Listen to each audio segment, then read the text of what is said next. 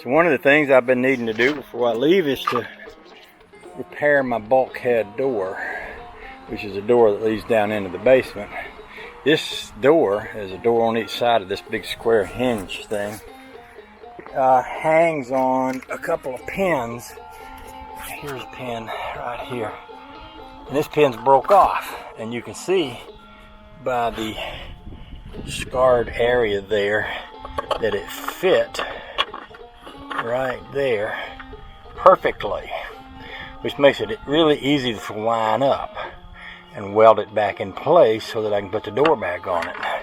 The problem is getting the welder out here, which I've already prepared for. When I set my welder up, I set it up with a very long drop cord so that I could get it out here far enough so that I could get the leads over here and weld that. So what I'm going to do is just put a pair of vice grips on that to hold it, clamp it in place, get me a welding rod and something on my arms and a mask, and come out here and do a really quick little weld on that. That way I can put this door back on.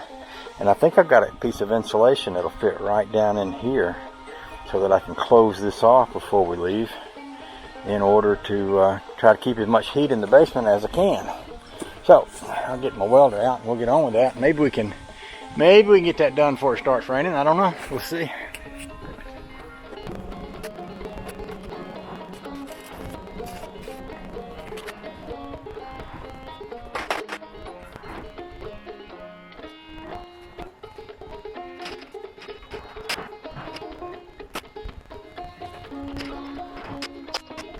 There, I think that'll do.